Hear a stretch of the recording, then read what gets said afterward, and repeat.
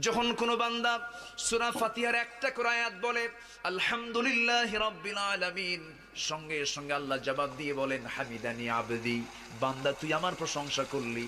আর রহমানির রহিম যখন বলে আল্লাহ বলেন আসনা আলাইয়া আবদি।